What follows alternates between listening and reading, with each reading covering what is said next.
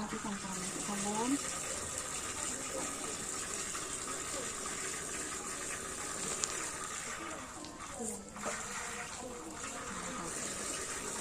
Lanjut.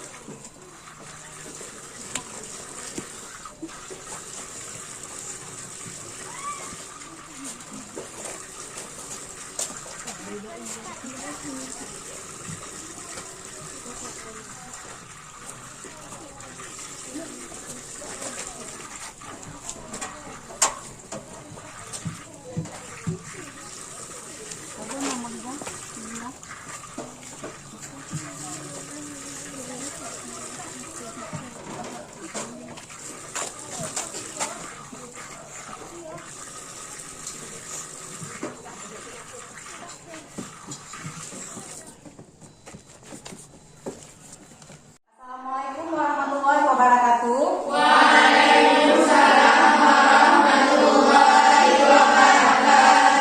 Selamat pagi anak-anak. Gimana kabarnya hari ini? Baik, alhamdulillah ya kalau semua dalam keadaan baik. Jadi kita bisa mengikuti kegiatan pembelajaran seperti biasanya. Baik, untuk memulai kegiatan pembelajaran kita seperti biasanya kita awali dengan berdoa terlebih dahulu. Coba Ibu minta Muhammad Rizky untuk memimpin doa. Sebelum memulai pembelajaran, marilah sama-sama kita berdoa terlebih dahulu. Doa belajar.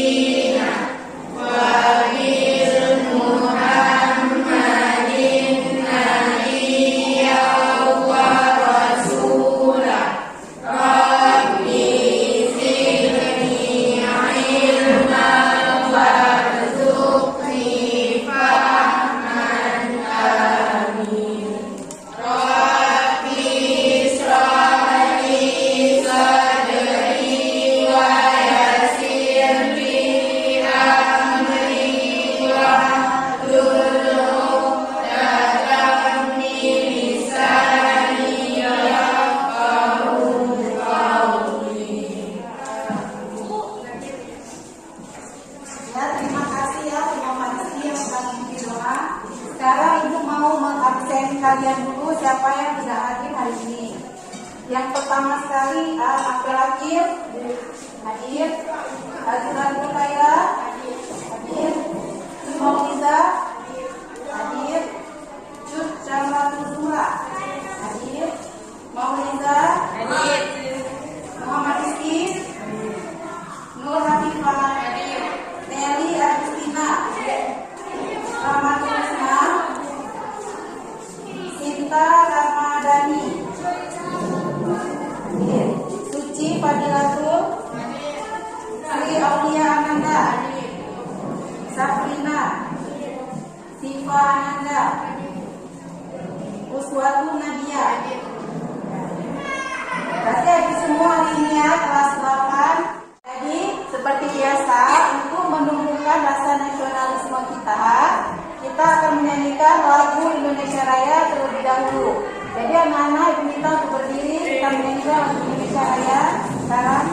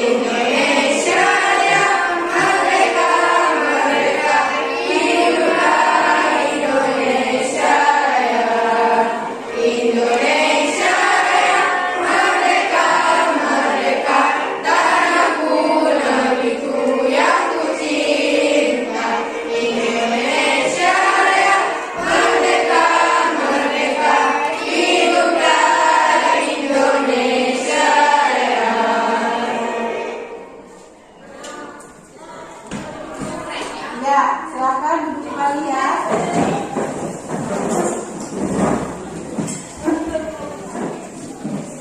Baik, jadi sebelum kita masuk ke materi hari ini, Ibu mau bertanya dulu, minggu lalu materi kita tentang apa? Ada yang masih ingat?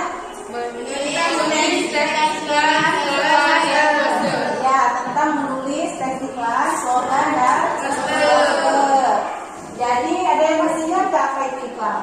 Iklan adalah media pemasaran yang digunakan untuk memasarkan sebuah produk. Ya, Azura, benar sekali. Iklan itu adalah media pemasaran yang digunakan untuk memasarkan suatu produk. Kalau slogan, siapa masih ingat slogan?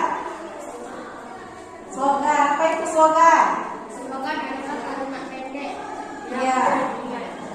Slogan adalah kata-kata atau kalimat pendek yang mudah kita ingat. Kalau poster, poster apa? Ya, poster itu ada gambar dan ada kata-katanya. Dia berupa suatu himbauan atau suatu informasi. Poster itu ada poster tentang apa, kita lihat contohnya kemarin, tentang pendidikan.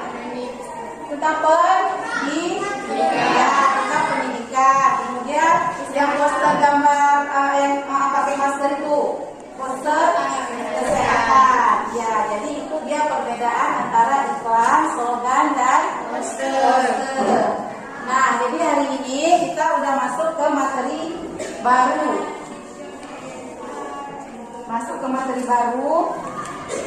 Hari ini kita akan belajar tentang teks eksplanasi.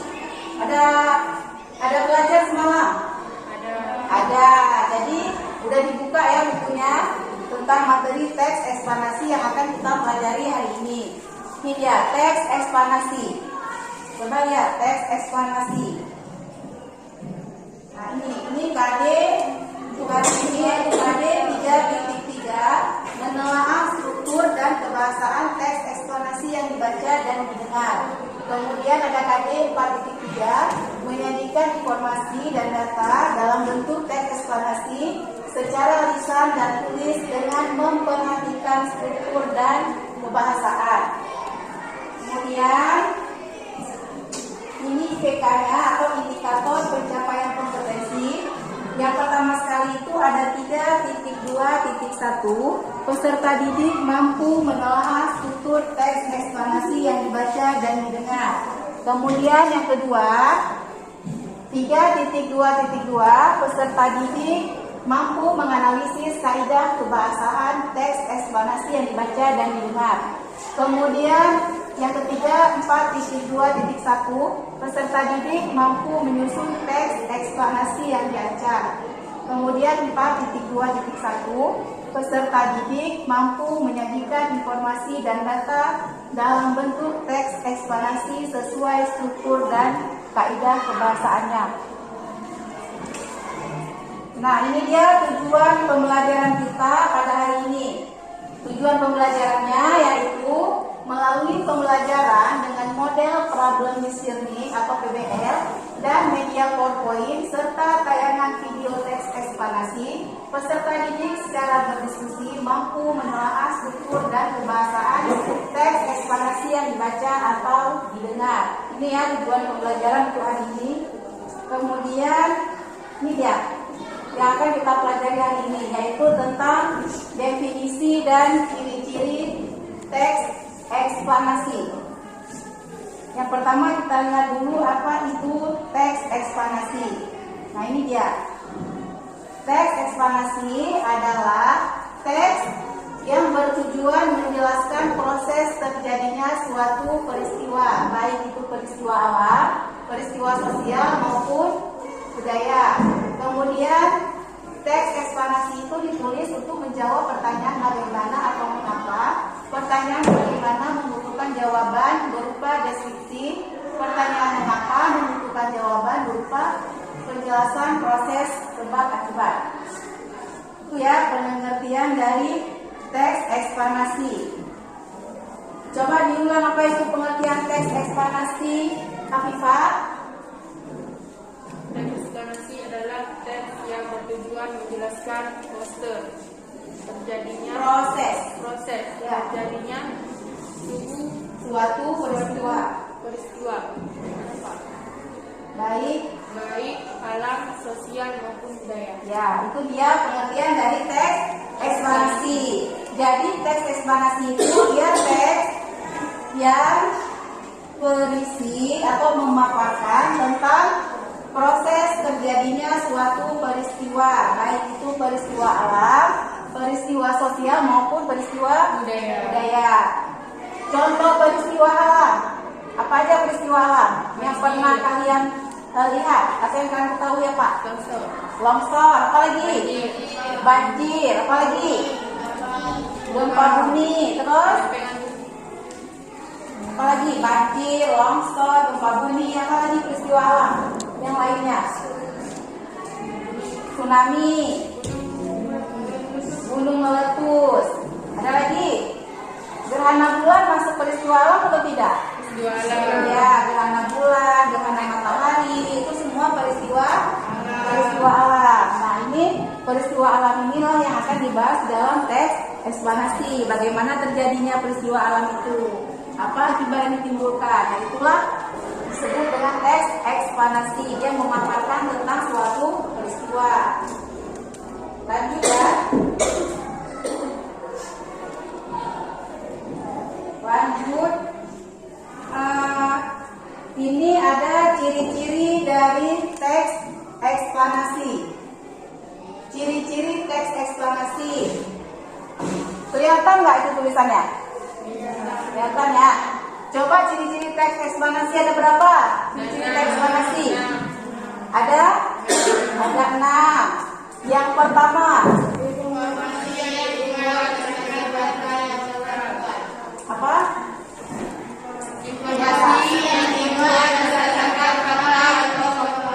Informasi yang dimuat berdasarkan fakta atau faktual, ya.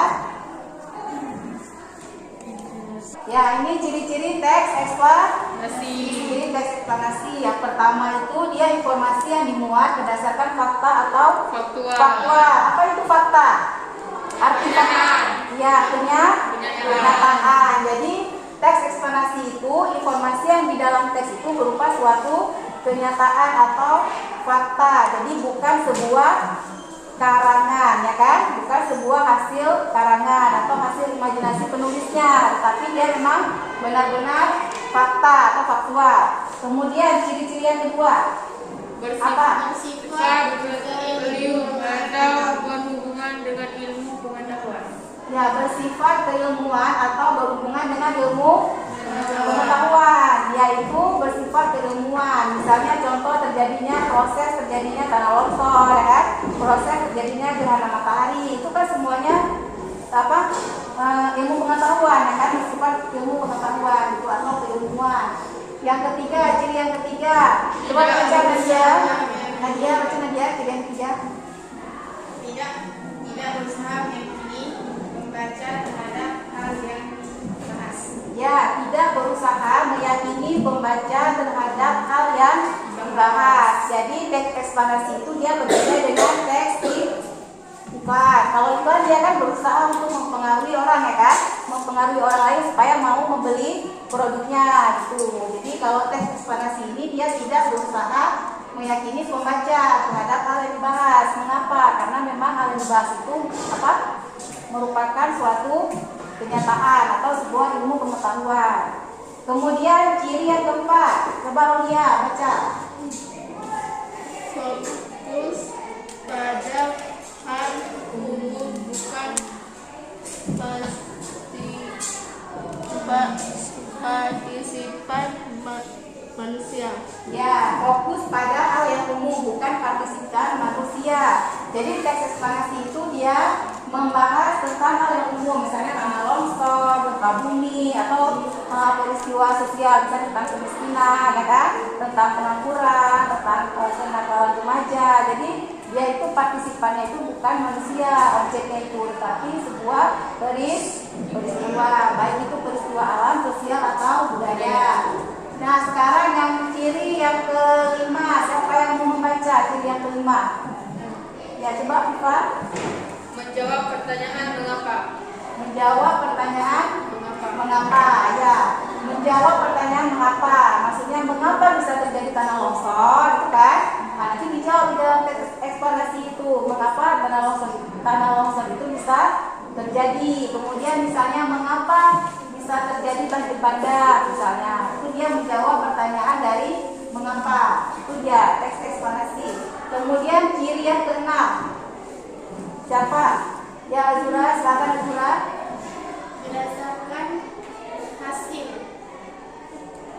Berdasarkan hasil penelitian ilmiah. Ya, berdasarkan hasil penelitian ilmiah. Jadi dari teks eksplanasi itu ditulis berdasarkan hasil penelitian. Jadi penulis itu dia itu mengumpulkan data-data dulu atau membuat sebuah penelitian, baru dia menyusun teks eksplanasi itu, ya kan? Misalnya bagaimana terjadinya tanah longsor, bagaimana terjadinya gempa bumi. Jadi itu dibuat sebuah penelitian, baru kemudian ditulis dalam bentuk teks eksplanasi. Nah ya itu, jadi ada berapa ciri teks eksplanasi? Berapa? Nah, yang pertama, ya, kedua, Bersifat keilmuan atau berhubungan dengan ilmu pengetahuan. nah, terus yang ketiga, Tidak berusaha meyakini membaca terhadap hal yang dibahas. yang keempat, Fokus pada hal umum, bukan partisipan manusia. ya, ciri yang kelima, Menjawab pertanyaan mengapa. yang keenam, Berdasarkan hasil penelitian ilmiah. nah, ini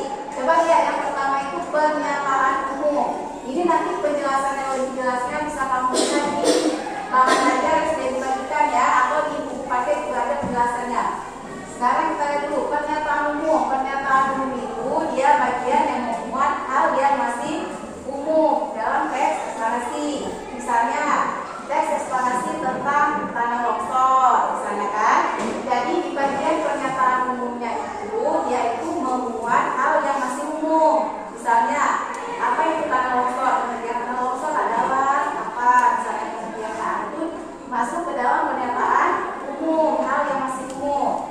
Kemudian struktur yang kedua ada urutan sebab, ya sebab akibat. Di struktur yang kedua itu urutan sebab akibat itu yaitu berisi tentang sebab akibat terjadinya tanah longsor, seperti itu. Misalnya apa sebab terjadinya tanah longsor? Karena hujan yang begitu deras, misalnya sehingga tanahnya longsor, kan? Kemudian apa akibat yang ditimbulkan dari tanah longsor itu?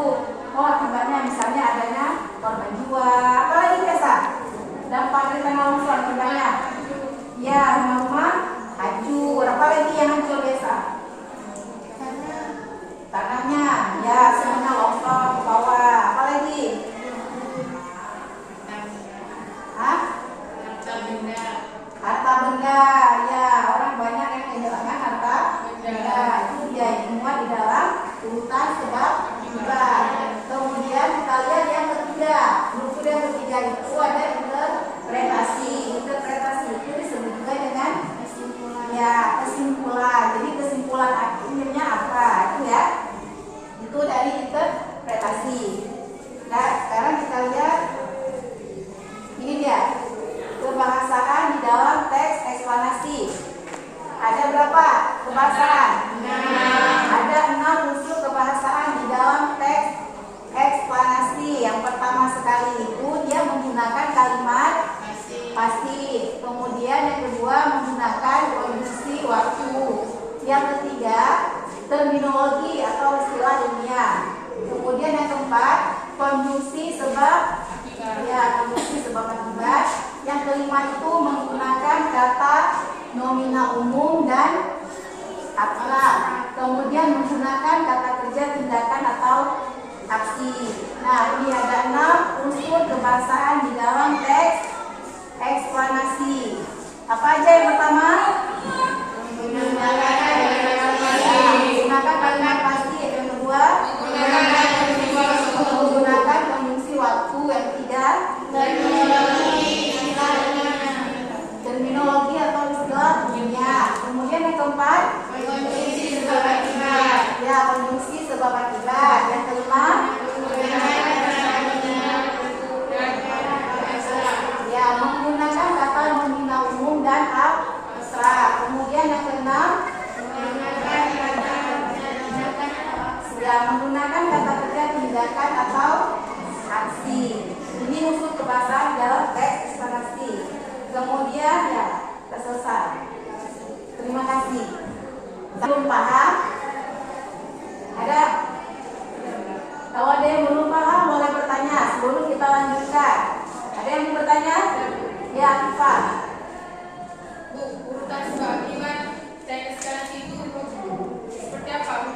Urutan sebab akibat dalam teks eksplanasi. Ada yang tahu nggak apa tuh urutan sebab akibat dalam teks eksplanasi? Tadi baru dijelaskan. Ada? Urutan sebab akibat, kalau ada yang menjawab ya. Urutan sebab akibat di dalam teks eksplanasi itu kan, yaitu berisi tentang akibat sebab terjadinya peristiwa alam itu apa. Misalnya peristiwa alamnya tanah longsor. Apa penyebab terjadinya tanah longsor itu? Apa karena hujan deras? Atau karena tanahnya memang sudah mulai mau menyusut bawah? Kemudian akibat apa akibat dari tanah longsor itu? Akibatnya misalnya banyak warga yang kehilangan benda, harta benda banyak rusak. Kemudian ada korban jiwa. Ya, dapat paham? Ya, ada lagi? Ada lagi yang lain? Ya, Nadia, silakan. Teks eksplanasi tentang peristiwa sosial. Bagaimana? Contoh teks eksplanasi tentang peristiwa sosial. Ada yang bisa menjawab nggak? Saya kasih contoh. Ya, silakan Nazura. Sosial itu contohnya kemiskinan, kenakalan remaja dan lain-lain. Ya, contoh peristiwa sosial itu ada tentang kemiskinan, ya kan? Ada tentang kenakalan remaja atau tentang pengangguran. Apa lagi? Tentang pokoknya yang bersifat sosial. Jadi hari ini kita bahas tentang peristiwa alam dulu ya, belum masuk ke peristiwa sosial. Jadi hari ini contoh eksplanasinya tentang peristiwa alam. Nah, sekarang kita lihat satu buah contoh teks eksplanasi ya. Kita lihat satu buah contoh teks eksplanasi.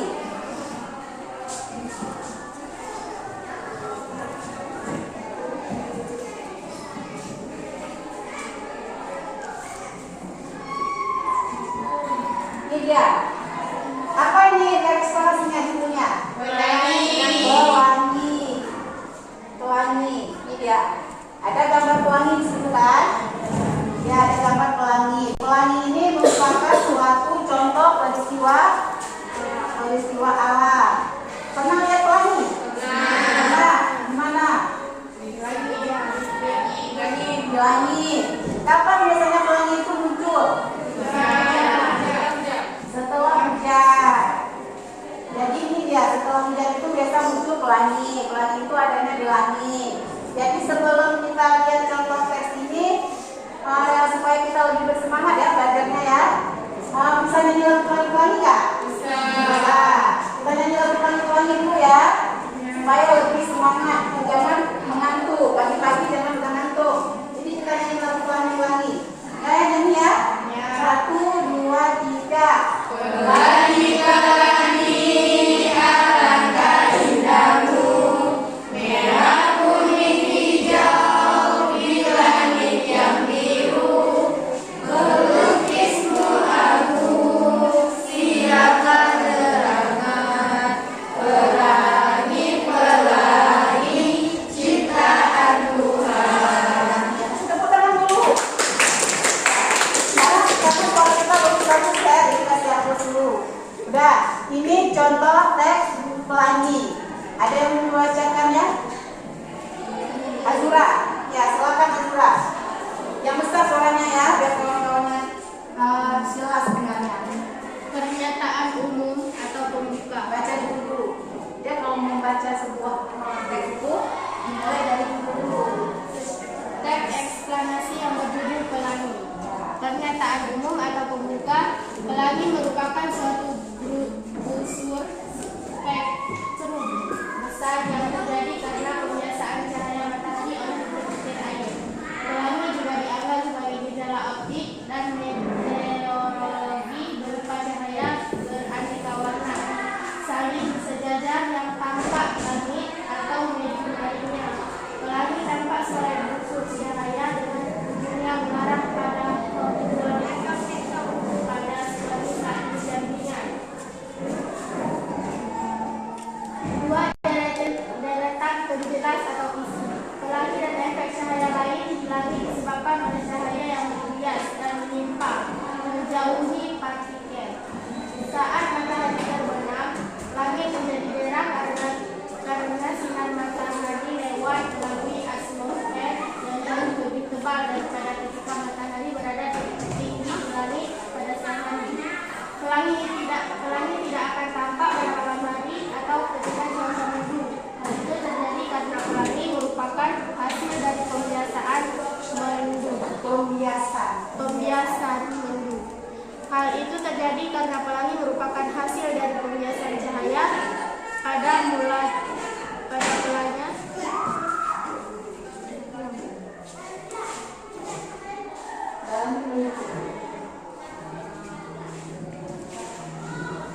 Pada mulanya cahaya matahari melewati sebuah tetes hujan, kemudian dibelokkan atau dibiaskan menuju tengah tetes hujan sehingga memisahkan cahaya putih menjadi warna spektrum. Yang ketiga, penutup atau interpretasi. Pelangi hanya dapat dilihat saat hujan bersamaan dengan matahari bersinar, tapi dari sisi yang berlawanan dengan si pengamat. Posisi si pengamat harus berada di antara matahari dan terkesan air dengan matahari. Di belakang orang tersebut matahari. Mata si pengamat dan pusat busur pelangi harus berada dalam suatu garis lurus. Cahaya dengan panjang gelombang terpendek seperti ungu terdapat di bagian kurva, yang memiliki panjang gelombang terpanjang seperti merah terdapat pada bagian luar. Ya. Terima kasih ya Azura sudah membacakan contoh teks eksplanasi tentang pelangi. Jadi kita udah lihat kan bagaimana, sudah kita simak sama-sama bagaimana proses terjadinya pelangi. Jadi kita tidak hanya melihat saja pelangi itu di langit, kita juga harus tahu bagaimana sih proses terjadinya pelangi. Ini ya kita lihat ada tadi di paragraf kedua ya. Iya, ya kan? Ini sekaligus di dalam contoh teks pelangi ini sudah ada yang dibuat pembagian strukturnya, yang mana bagian pernyataan umum, kemudian yang mana bagian deretan penjelas, kemudian kemudian yang mana bagian penutup atau interpretasi. Ini dia, coba kita lihat dulu contoh pernyataan umum. Ini dia contoh pernyataan umum. Ini pernyataan umum itu kan hal yang masih umum dibicarakan, ya kan? Jadi di bagian ini masih membicarakan tentang pengertian daripada pelangi. Kan pelangi merupakan suatu unsur spektrum besar yang terjadi karena pembiasan cahaya matahari oleh bumi air. Jadi itu masih dibahas hal yang masih umum, ya kan? Masih umum tentang pelangi. Kemudian di deretan penjelas yang kedua, struktur yang kedua itu ada deretan penjelas atau disebut juga dengan urutan sebab akibat. Ini dia sebab terjadinya pelangi. Nah, pelangi dan efek cahaya lain disebabkan oleh cahaya yang membias dan menyimpang menjauhi partikel. Saat matahari terbenam, langit menjadi merah karena sinar matahari lewat melalui atmosfer yang jauh lebih tebal daripada ketika matahari berada tinggi di langit pada siang hari. Ini ya kan? Ini proses terjadinya pelangi di struktur yang kedua. Kemudian yang ketiga itu dia membahas tentang interpretasinya atau penutup.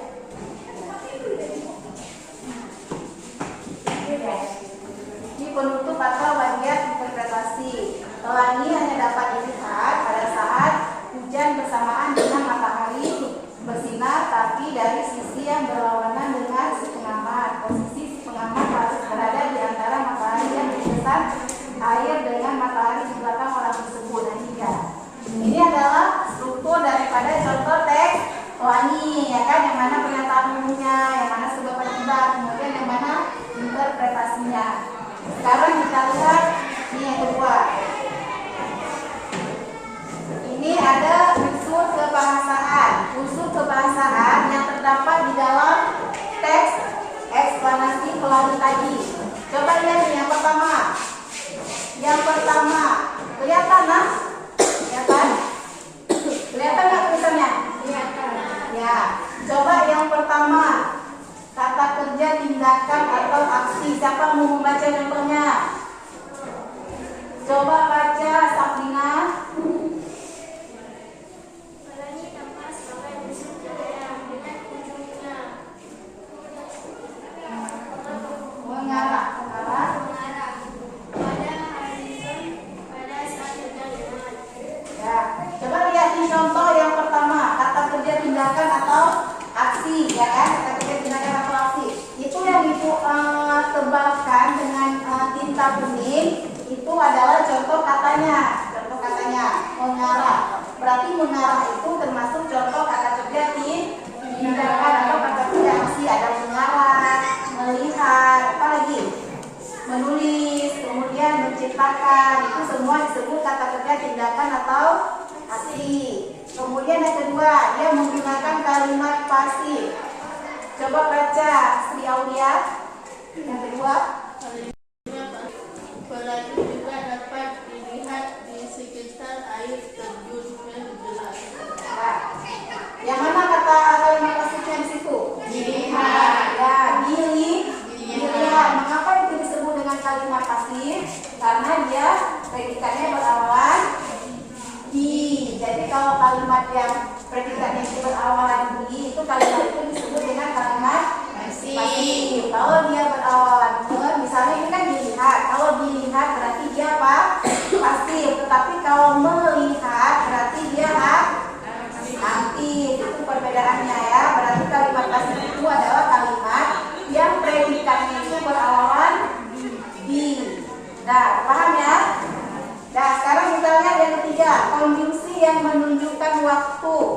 Coba baca Akil, contoh yang ketiga. Pelangi dapat tampak pada malam hari atau ketika cuaca mendung. Ya, yang mana konjungsi waktu? Ketika. Jadi ketika itu merupakan salah satu kata yang menandakan konjungsi waktu. Ada ketika, ada kemudian, ada lalu, apa lagi? Ada setelah itu. Semua itu kata-kata itu menunjukkan konjungsi waktu. Kemudian yang keempat itu ada konjungsi konjungsi sebab akibat. Konjungsi sebab akibat. Coba baca Mauniza. Contoh yang keempat. Pelangi dan efek cahaya lain di langit disebabkan oleh cahaya yang membias dan menyumbang menjadi partikel. Ya, yang mana konjungsi sebab akibatnya? Disebabkan. Disebabkan. Jadi disebabkan itu merupakan salah satu kata yang menjadi penanda konjungsi sebab akibat. Ya, disebabkan oleh sebab itu. Wah, itu semuanya termasuk konjungsi sebab akibat. Kemudian yang kelima, ada kata nomina umum dan abstrak. Coba baca. Siapa yang mau membaca contoh ini? Yang kelima. Ya, coba Hanifah. Hal itu terjadi karena pelangi merupakan hasil dari pembiasa cahaya. Ya, yang mana kata nominanya? Pembiasan. Pembiasan. Pembiasan itu merupakan kata nomina umum atau abstrak. Apa kata nomina itu kata apa? Kata nomina itu yaitu kata benda. Kalau di dalam teks eksplanasi ini dia menggunakan kata benda abstrak. Kata benda kan terbagi dua. Masih ingat? Kata benda abstrak dan kata benda konkret. Kalau kata benda konkret itu kata benda yang nyata. Yang nyata dia bisa kita lihat, bisa kita pegang. Apa contohnya? Kata benda yang bisa dilihat.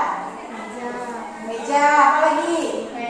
Pulpen, terus buku, apa lagi? Kelas, apa lagi? Apa? Kursi, ya. Pokoknya semua kata benda yang bisa dilihat, bisa dipegang itu disebut kata benda konkret atau nyata.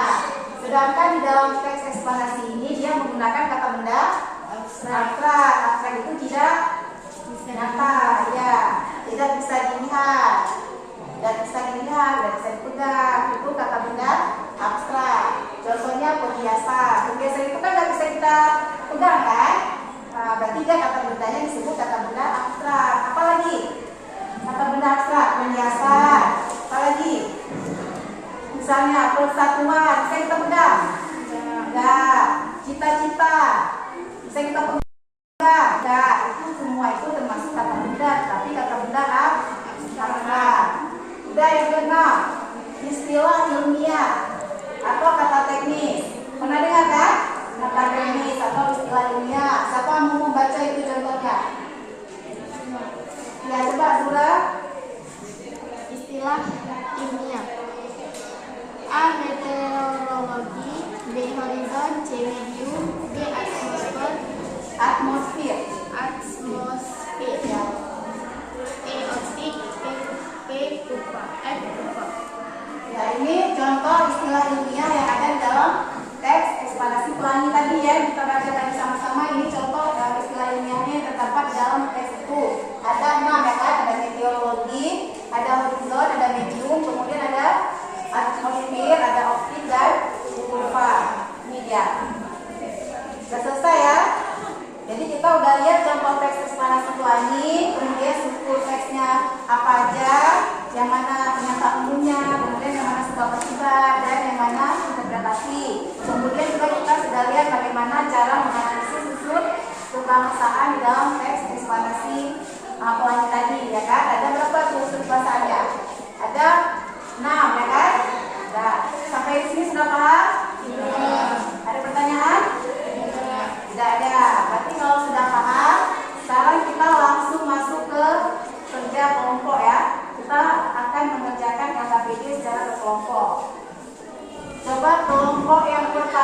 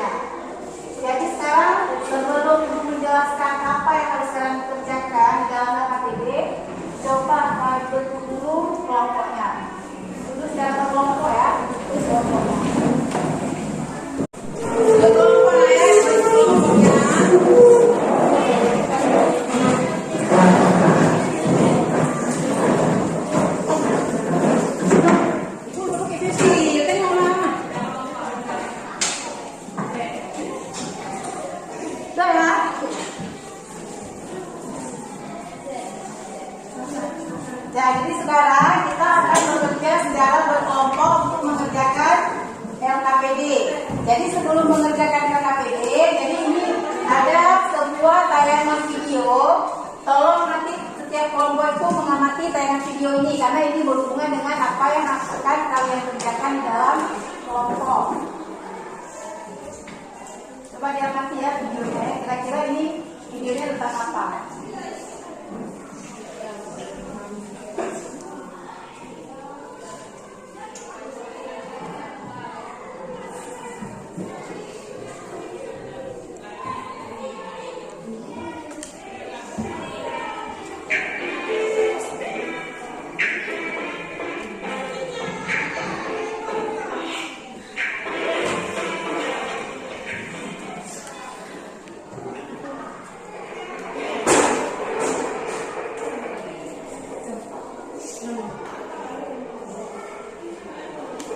Coba perhatikan videonya.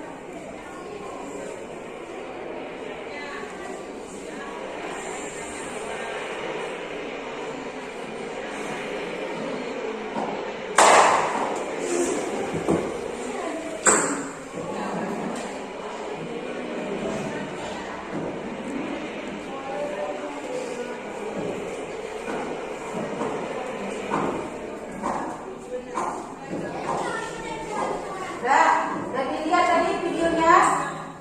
Sudah. Itu video tadi itu sebuah peristiwa tentang apa? Tentang terjadinya tsunami. Jadi kita lihat tayangannya. Itu berkaitan dengan apa yang akan kalian kerjakan dalam LKPD secara berkelompok. Jadi ini LKPD-nya. Jadi dalam LKPD ini kamu diminta untuk menganalisis struktur dan kebahasaan yang terdapat di dalam teks eksplanasi yang berjudul tsunami. Ya, jadi tadi sudah kita lihat yang videonya. Sekarang ini dalam bentuk teks, ya kan, dalam bentuk teks tsunami. Jadi secara berkelompok itu kalian menentukan apa saja struktur dan kebahasaan di dalam teks eksplanasi ini. Sudah paham ya? Ya, kelompok 1. Mana kelompok 1? Kelompok 2. Kelompok 3. Kelompok 4. Nah, ini untuk pengerjaan LKPD akan diberikan waktu sekitar 30 menit. Ya, 30 menit untuk mengerjakan LKPD. Jadi silakan bekerja dalam kelompok. Kerjasama dan tanggung jawab bersama di dalam mengerjakan tugas kelompok. Silakan bekerja, diskusi dalam kelompok masing-masing. Kalau ada hal yang tidak mengerti boleh ditanyakan ya.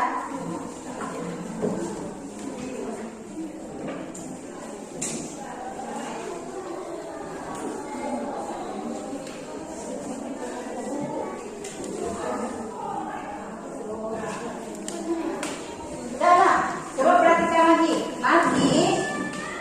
Nanti ya, setelah kamu menulis jawaban kamu di LKPD yang telah dibagikan ini, nanti LKPD ini akan kamu tempelkan di karton yang sudah disediakan. Ya, setelah ditempelkan itu baru mempresentasikan hasil kerja kelompoknya. Sekarang silakan bekerja.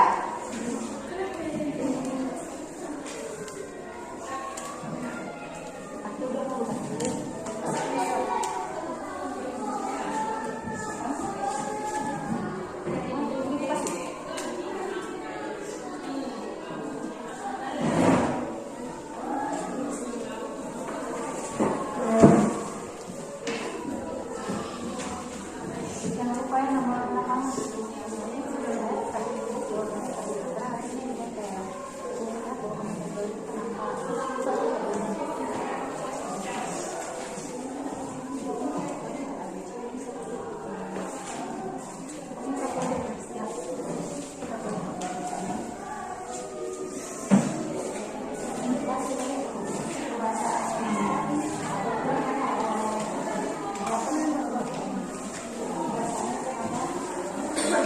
Baca satu aja. Satu aja. Kata 38 satu. Kata kalian pasti satu. Banyak yang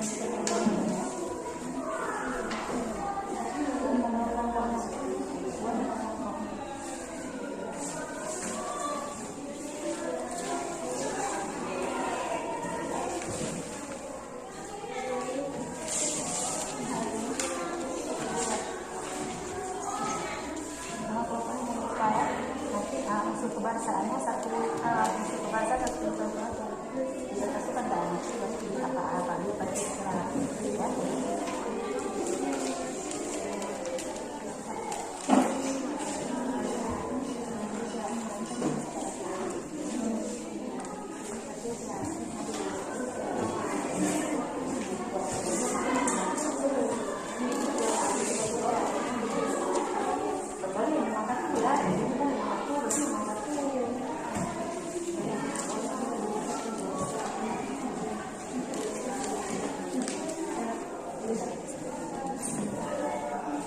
Ngerti ya?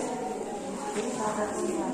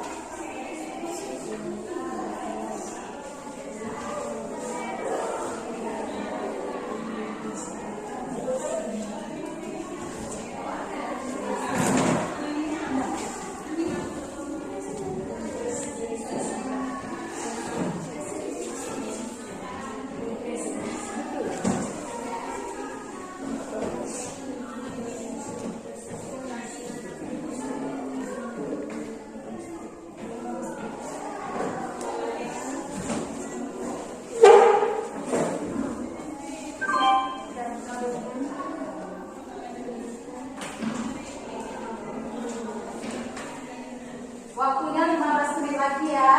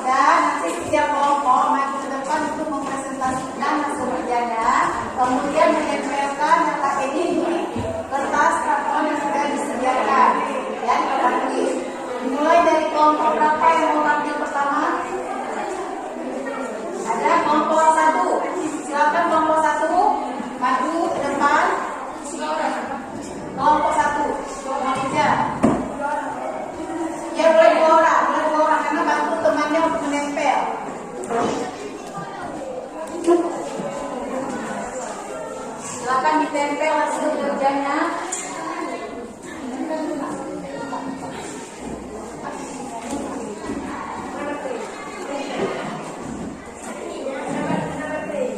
Dari teksnya dulu ya, teksnya dulu. Dilepasnya tuh, saya itu kan itu KBI-nya. Lepasnya udah cepat. Cepat dengan tempel.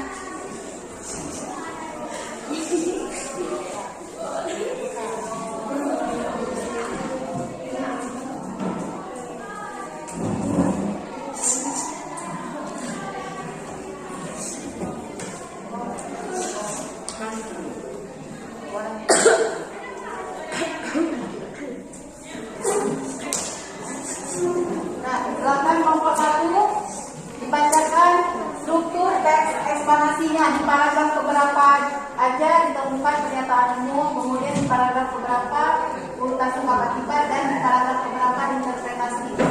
Dibaca saja paragraf keberapa. Mulai dulu presentasinya dibuka. Assalamualaikum. Assalamualaikum warahmatullahi wabarakatuh. Waalaikumsalam warahmatullahi wabarakatuh. Kami mewakili dari kelompok 1 ingin mempresentasikan hasil diskusi kami.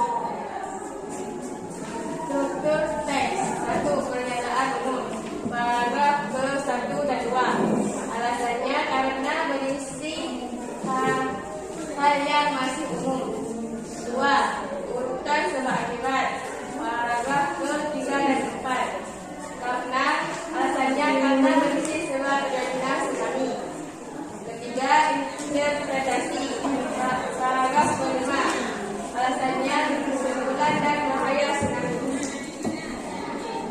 2. Analisisnya unsur-unsur kebahasaan tersebut pada teks eksplanasi penggunaan link di atas masing-masing satu contoh kalimat. 1. Kalimat pasif. Tsunami adalah gelombang air laut yang datang secara tiba-tiba dengan kecepatan tinggi yang menuju ke pantai yang disebabkan karena gempa di bawah laut atau aktivitas gunung berapi. 2. Produksi yang mendirikan waktu. Setelah terjadi gempa, air laut akan memadami seluruh akan kembali ke daratan dengan gelombang yang besar atau disebut tsunami. 3. Teknologi atau istilah ilmiah. Para ilmuwan mengartikan dengan sebutan gelombang pasang. 4. Produksi sebab akibat. Selain gempa, tsunami juga dapat disebabkan oleh letusan gunung berapi di dasar laut yang menjadi tingginya menggunakan air laut. 5. Kata nominal umum atau abstrak. Tsunami dapat menyebabkan kerusakan besar bahkan dapat merenggut ratusan korban jiwa sekaligus. 6. Fakta dan lembaga asumsi. Tsunami dapat menyebabkan kerusakan besar bahkan dapat merenggut ratusan korban jiwa sekaligus. Sekian hasil dari diskusi kami. Assalamualaikum warahmatullahi wabarakatuh. Waalaikumsalam warahmatullahi wabarakatuh. Ya, silakan kembali ke teman kelompok 1. Kita kasih tepuk tangan ya untuk kelompok 1. Sekarang lanjut kelompok 2. Kelompok 2. Dua orang perwakilan dari kelompok ini silakan ke depan.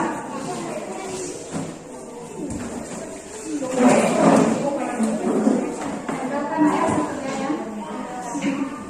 Ini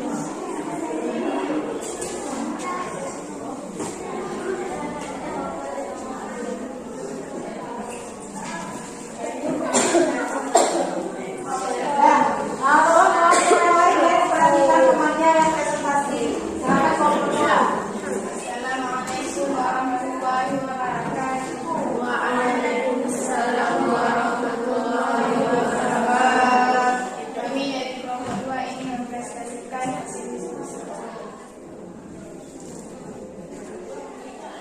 Penerapan struktur teks eksplanasi. Tsunami. Struktur teks 1. Pernyataan umum. Paragraf 1 dan 2. Alasan karena berisi hal yang masih umum tentang tsunami. 2. Bukan sebab. Paragraf 2 dan 4. Karena berisi sebab akibat terjadi tsunami. Interpretasi. Paragraf 5. Berisi bahaya tsunami. 1. Kalimat hasil. Tsunami adalah gelombang air laut yang datang secara tiba-tiba dengan kecepatan tinggi yang masuk ke pantai dan disebabkan karena tumpahan di bawah laut. 2. Kondisi yang menunjukkan waktu. Setelah terjadi gempa, air laut akan mengalami turun dan akan kembali ke daratan dengan gelombang yang besar atau disebut tsunami. Terminologi atau istilah ilmiah.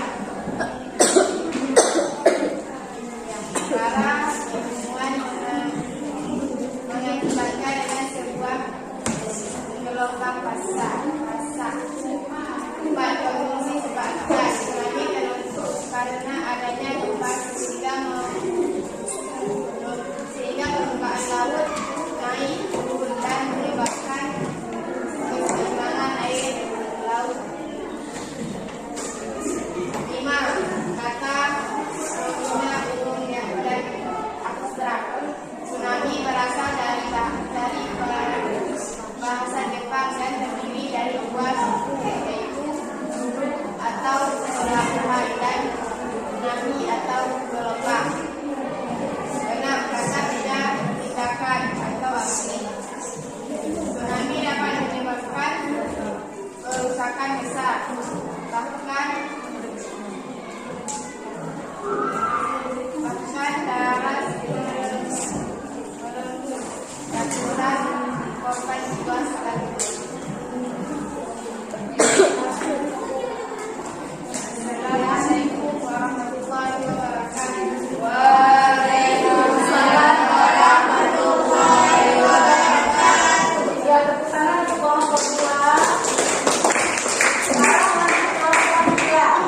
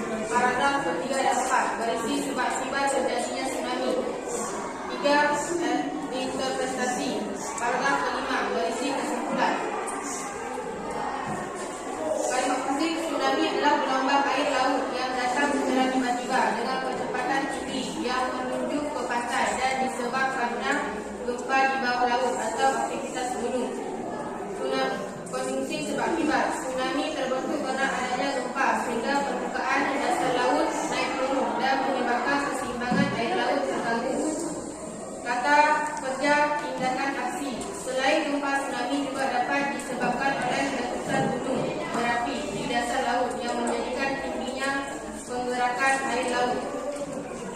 Cukup sekian hasil diskusi kami. Assalamualaikum warahmatullahi wabarakatuh. Waalaikumsalam warahmatullahi wabarakatuh. Tepuk tangan bongkar.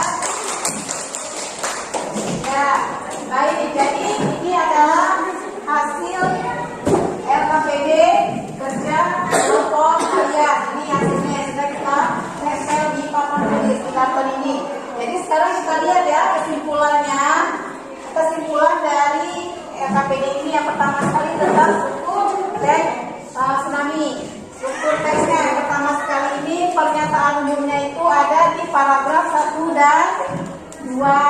Kemudian urutan sebab akibatnya itu ada di paragraf 3 dan 4. Dan interpretasinya ada di paragraf ke-5. Jadi semua kelompok ini benar menjawab struktur teksnya ya. Kemudian unsur kebahasaannya juga walaupun berbeda-beda tetapi sudah benar ya dalam menentukan unsur kebahasaannya. Ada kalimat pasifnya, kemudian ada konjungsi waktu, ada istilah dunia, ada konjungsi sebab akibat, kemudian ada kata nominal umum dan ada kata kerja tindakan atau aksi. Ini kesimpulan dari hasil kerja LKPD kita. Jadi sekarang tepuk tangan dulu untuk kerja kelompok kita. Nah, ini sudah selesai untuk penilaian kelompok. Sekarang ibu akan melakukan penilaian individu kalian. Jadi ini akan dibagikan lembar evaluasi individu. Ini penilaiannya untuk nilai masing-masing ya, nilai individu. Jadi ini akan dibagikan lembar evaluasinya. Ini aku kerjakan waktunya 10 menit. Silakan dikerjakan, jangan lupa ditulis nama dan kelasnya.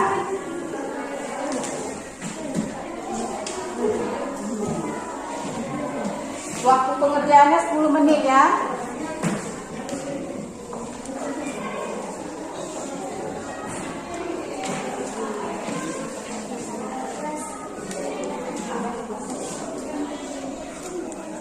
Silakan bekerja.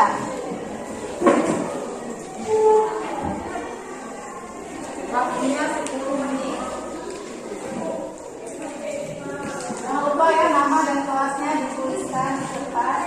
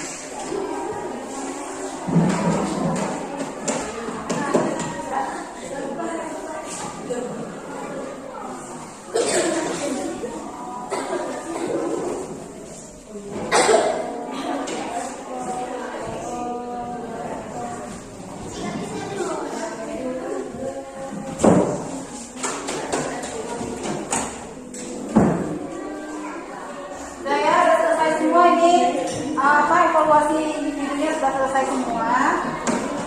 Jadi sebelum kita mengakhiri pembelajaran kita, Ibu mau ulang sedikit kesimpulan dari pembelajaran kita hari ini. Yang pertama sekali, kita belajar tentang teks eksplanasi. Apa itu teks eksplanasi?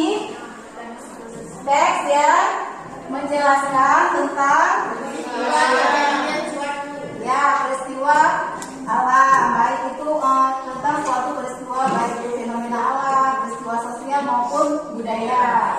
Kemudian struktur teks eksplanasi ada berapa? Ada 3. Apa saja? Ya, pernyataan umum, urutan sebab akibat, dan interpretasi. Kemudian ada unsur kebahasaan teks eksplanasi. Unsur kebahasaannya apa saja? Yang pertama, ya kalimat pasif. Yang kedua, konjungsi yang menunjukkan waktu. Yang ketiga, terminologi atau istilah ilmiah. Yang keempat, kondisi sebab akibat. Kemudian yang kelima, ya kata nominal umum dan abstrak. Yang keenam, konjungsi teknis atau istilah ilmiah. Jadi ada 6 unsur kebahasaan yang digunakan dalam teks eksplanasi. Jadi itu kesimpulan pembelajaran kita untuk hari ini. Untuk pertemuan berikutnya kita akan mempelajari tentang menyusun teks eksplanasi. Jadi pertemuan berikutnya kita akan belajar untuk menulis sebuah teks eksplanasi. Baik, jadi sebelum kita akhiri pembelajaran kita, seperti biasa kita akhiri dengan berdoa. Silakan Mama Rizky pimpin doa. Sebelum